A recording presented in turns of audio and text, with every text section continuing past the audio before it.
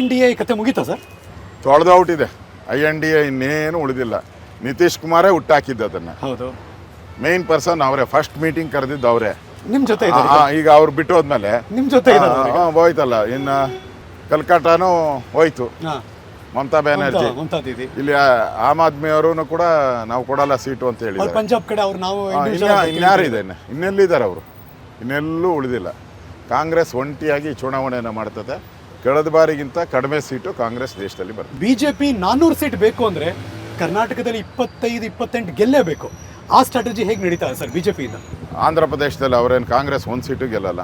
ತೆಲಂಗಾಣದಲ್ಲಿ ಸರಿ ನಾವು ಕಳೆದ ಬಾರಿನೇ ಒಳ್ಳೆ ಸೀಟ್ ಗೆದ್ದಿದ್ದೀವಿ. 4 ಸೀಟೇನೋ ನಾವು ಗೆದ್ದಿದ್ದೀರಿ. ಈ ಸರಿ ಇನ್ನೂ ಹೆಚ್ಚು ಸೀಟ್ಗಳನ್ನು ನಾವು ಗೆಲ್ತೀರಿ. ಮೊನ್ನೆ MLA ಎಲೆಕ್ಷನಲ್ಲಿ ಕೂಡ ಒಳ್ಳೆ ಪರ್ಸೆಂಟೇಜ್ ಆಫ್ ವೋಟ್ ಬಂದಿದೆ. ಇನ್ನು ಕೇರಳದಲ್ಲಿ ಅಂತೂ ಕಾಂಗ್ರೆಸ್ ಅವರು ಇಲ್ಲ, ಅಲ್ಲಿ ಕಮ್ಯುನಿಸ್ಟ್ ಅವರು ಇರೋ ಅಂಥದ್ದು ನನಗನ್ಸ್ತತೆ. ಕಮ್ಯುನಿಸ್ಟ್ ರಾಜ್ಯ ಅವರು ಇವ್ರ ಜೊತೆ ಏನೋ ಅಷ್ಟು ಒಳ್ಳೆ ಸಂಬಂಧ ಇಲ್ಲ. ಸೊ ಕರ್ನಾಟಕದಲ್ಲಿ ಕಳೆದ ಬಾರಿ 1 ಸೀಟ್ ಗೆದ್ದಿತ್ತು, ಈ ಸರಿ ಅದು ಗೆಲ್ಲಲ್ಲ. ಸೌತ್ ಇಂಡಿಯಾದಲ್ಲಿ ನನಗನ್ಸ್ತತೆ ಕಾಂಗ್ರೆಸ್ಗೆ ತಳನೂ ಇಲ್ಲ, ಬೇರೂ ಇಲ್ಲ. ಇದ್ದಿದ್ದೆಲ್ಲ ಈಗೆಲ್ಲ ಮೋದಿ ಕಡೆ ಎಲ್ಲರೂ. ಪಾರ್ಲಿಮೆಂಟ್ ಅಂದರೆ ಮೋದಿ. ವಿರೋಧ ಪಕ್ಷದ ನಾಯಕರಾದ ಮೇಲೆ 2ನೇ ಅಧಿವೇಶನವನ್ನು ಇನ್ನೇನು ಎದುರಿಸೋರಿದ್ದಾರೆ. ಆ ತಯಾರಿ ಹೇಗಿದೆ ಮಾತಾಡ್ತಾರೆ. ಮುಂದಿನ ಲೋಕಸಭಾ ಚುನಾವಣೆಗೆ ಸಂಬಂಧಪಟ್ಟ ಹಾಗೆ ಮೋದಿ ಅವರೇ ಅವರ ಫೇಸ್. ಹಾಗಾದರೆ ಆ ತಯಾರಿ ಬಗ್ಗೆ ಕೂಡ ಮಾತಾಡ್ತಾರೆ. ಸರ್, ಎಲೆಕ್ಷನ್ ಅಂದರೆ ಗೆದ್ದವರಷ್ಟೇ ರಾಜ ಯಾವಾಗಲೂ ಕೂಡ. ಟೆಲ್ಮಿ, ಕಾಂಗ್ರೆಸ್ ಮತ್ತು ಬಿಜೆಪಿಯ ನಡುವೆ ಈ ಬಾರಿಯ ಲೋಕಸಭಾ ಚುನಾವಣಾ ರಣಕಣ ಹೇಗಿರುತ್ತೆ? ನನಗನ್ಸ್ತತೆ ಮೋದಿ ವಿರುದ್ಧ ಅವ್ರಿಗೆ ನಾಯಕನೇ ಇಲ್ಲ. ಅವರ ಟೀಮ್ಗೆ, ಫುಟ್ಬಾಲ್ ಟೀಮ್ಗೆ ಕ್ಯಾಪ್ಟನ್ ಇಲ್ಲ. ಕಾಂಗ್ರೆಸ್ ಫುಟ್ಬಾಲ್ ಯಾಕಂದರೆ ಅವ್ರದ್ದು ಪಾರ್ಲಿಮೆಂಟ್ ಆದಮೇಲೆ ಫುಟ್ಬಾಲ್ ರೀತಿ ಆಗೋತಾರೆ ಕಾಂಗ್ರೆಸ್ ಅವರು. ಜನ ಎಲ್ಲ ಫುಟ್ಬಾಲ್ ಆಡ್ದಂಗೆ ಆಡ್ತಾರೆ ಕಾಂಗ್ರೆಸ್ ಅವ್ರಿಗೆ. ಯಾಕಂದರೆ ದೇಶದಲ್ಲಿ ಕಳೆದ ಬಾರಿನೇ ವಿರೋಧ ಪಕ್ಷ ಇರಲಿಲ್ಲ. ಅವರು ವಿರೋಧ ಪಕ್ಷ ಆಗಕ್ಕೂ ಅವ್ರಿಗೆ ಸಂಖ್ಯೆ ಬರಲಿಲ್ಲ.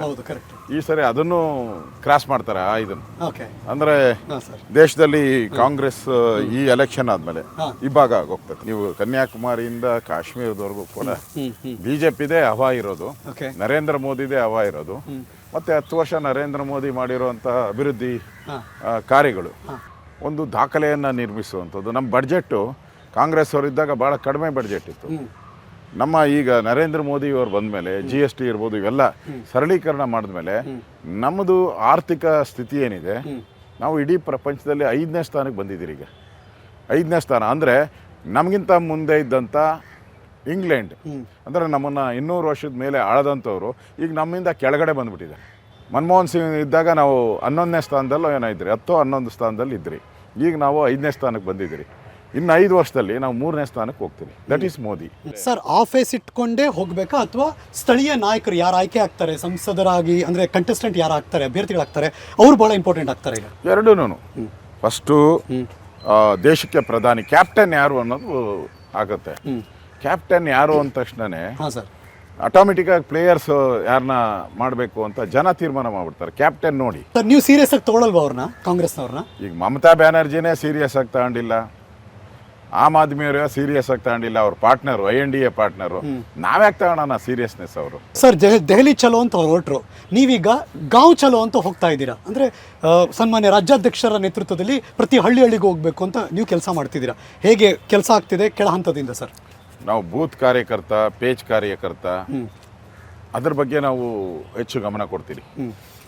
ಆ ಬೂತಿಂದನೇ ನಾವು ಎಲೆಕ್ಷನ್ ಗೆಲ್ಲುವಂಥದ್ದು. ಬೂತ್ ಕಾರ್ಯಕರ್ತನ ಪರಿಶ್ರಮದಿಂದನೇ ನಾವು ಎಲೆಕ್ಷನ್ ಗೆಲ್ಲುವಂಥದ್ದು. ನಮ್ಗೆ ಕಾರ್ಯಕರ್ತರ ಪಡೆ ಇದೆ, ಲೀಡರ್ ಇದ್ದಾರೆ, ಅದಕ್ಕೆ ನಮ್ಗೆ ಗೆಲ್ಲೋ ಚಾನ್ಸಸ್ಸು 100ಕ್ಕೆ 100%. ಇವಾಗ ನೀವು ವಿರೋಧ ಪಕ್ಷದ ನಾಯಕರಾದ್ರಿ, ಬಿಜೆಪಿಯ ರಾಜ್ಯಾಧ್ಯಕ್ಷರಾಗಿ BY ವಿಜೇಂದ್ರ ಅವರು ಬಂದಿದ್ದಾರೆ. ಇಬ್ಬರು ಹೇಗೆ ಕೆಲಸ ನಡೀತಾ ಇದೆ ಸರ್? ಅವರು ರಾಜ್ಯಾಧ್ಯಕ್ಷರಾದ್ಮೇಲೆ ಹೇಗೆ ಹೋಗ್ತಾ ಇದೆ ಸರ್ ಬಿಜೆಪಿ? ನಾನಂತೂ ದಿನನಿತ್ಯ ಪ್ರವಾಸ ಮಾಡ್ತಾ ಇದ್ದೀನಿ. ಕಾಂಗ್ರೆಸ್ ಅವರು ಕಾರ್ಯಕರ್ತರು ಏನಾಗಿದೆ, ಅವ್ನು ಬೋರ್ವೆಲ್ ಹಾಕಕ್ಕೆ ದುಡ್ಡಿಲ್ಲ, ಅವರು MLAಗಳು ವಿರುದ್ಧ ಇದ್ದಾರೆ, ಕಾರ್ಯಕರ್ತರು ವಿರುದ್ಧ ಇದ್ದಾರೆ. ಇವರು ಇದನ್ನೆಲ್ಲ ಮುಚ್ಚ ಹಾಕುವಂಥದ್ದಕ್ಕೆ ಒಂದು ನಾಟಕ. ಡೆಲ್ಲಿಗೆ ಹೋಗ್ತೀರಿ, ಏನೋ ದುಡ್ಡು ತಂದುಬಿಡ್ತೀರಿ ಅಂತ ಹೋದ್ರು, ಚೀಮಾರಿ ಹಾಕ್ಸ್ಕೊಂಡು ಬಂದರು.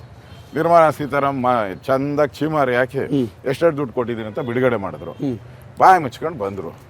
ಈಗ 15 ಹಣಕಾಸು ಬಂದಾಗ ನಮಗೆ ಆ ನಿಯೋಗ ಬಂದಾಗ ಮುಖ್ಯಮಂತ್ರಿಗಳು ಹೋಗಿದ್ರಲ್ಲಿ. ಆ ಮೀಟಿಂಗ್ ಮುಖ್ಯಮಂತ್ರಿಗಳು ಬೆಂಗಳೂರಲ್ಲೇ ನಡೀತು. ಮೀಟಿಂಗ್ ಹೋದಾಗ ಬಾಯಿ ಬಿಡಲಿಲ್ಲ.